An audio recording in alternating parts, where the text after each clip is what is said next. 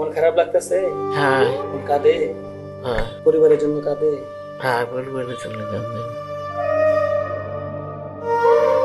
সবাই যখন নতুন পোশাক আর প্রিয়জনদের হাসি মুখে ঈদের আনন্দ ভাগাভাগি করতে ব্যস্ত, তখন চার দেয়ালের এক কোণে বসে নীরবে চোখের জল ফেলছেন ৭৫ বছর বয়সী এক বৃদ্ধা। উৎসবের আলো যেখানে সবার ঘরে খুশি ছড়ায়, সেখানে তার জীবনে ঈদের দিনটি আসে এক বুক হাহাকার আর অন্তহীন একাকিত্ব নিয়ে।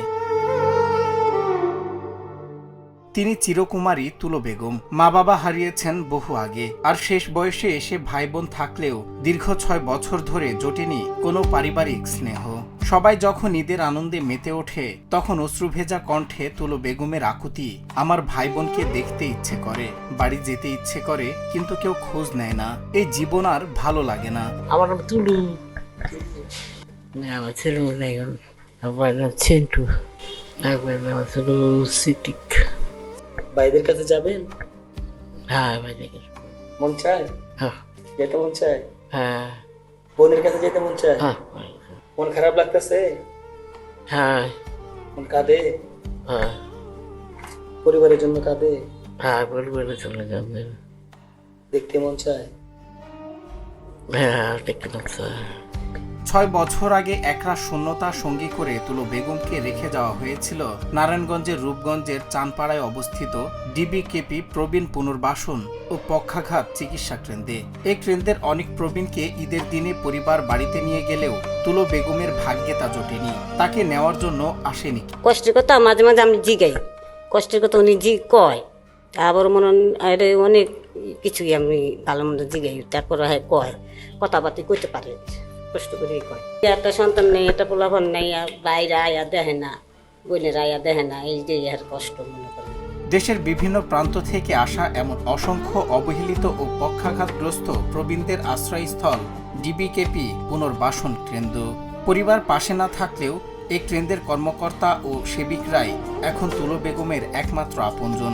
তাদের আন্তরিক পরিচর্যা আর ভালোবাসায় দিন কাটছে তার। দীর্ঘ বছর উনি আমাদের এখানে আছেন। উনি আমাদের সাথেই প্রতিটা ঈদ ভাগাভাগি করে নিচ্ছেন, আমরা তার সাথে ঈদ ভাগাভাগি করে নিচ্ছি। এভাবেই সে আমাদের প্রতিষ্ঠানে আছে এবং আগামীতেও যে সকল প্রবীণ আমাদের এখানে আসবেন, তারা সম্পূর্ণ খুশি, ঈদের খুশি, যে কোনো খুশি আমরা তাদের সাথে ভাগাভাগি করে নিতে প্রস্তুত। এদিকে সামাজিক এই নিষ্ঠুরতা ও পারিবারিক অবহেলার বিরুদ্ধে তীব্র ক্ষোভ ও দুঃখ প্রকাশ করেছেন প্রতিষ্ঠানের কর্মকর্তারা। এই যে তুলু তার ঈদটা তার পরিজনদের সাথে করতে পারে নাই, তার ভিতরে একটু হইলেও কষ্ট হচ্ছে, যদিও আমরা চেষ্টা করেছি সেই কষ্টটা লাঘব করার জন্য।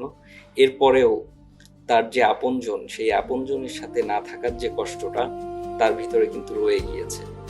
তো আমরা সবাই মিলে চেষ্টা করব এই ধরনের প্রবীণদের সম্মানার্থে, তাদের খুশির জন্য আমরা যেন তাদেরকে কাছে রাখি, অ্যাটলিস্ট ঈদের জন্য, ঈদের দিন। বাকি দিনগুলোর জন্য আলহামদুলিল্লাহ আমরা আছি সব সময়ের জন্য। পুনর্বাসন কেন্দ্রের আন্তরিকতায় হয়তো তুলো বেগমের ঠোঁটে ক্ষণিকের হাসি ফোটে, কিন্তু মনের ভেতরে সেই শূন্যতা কি কখনো পূরণ হয়?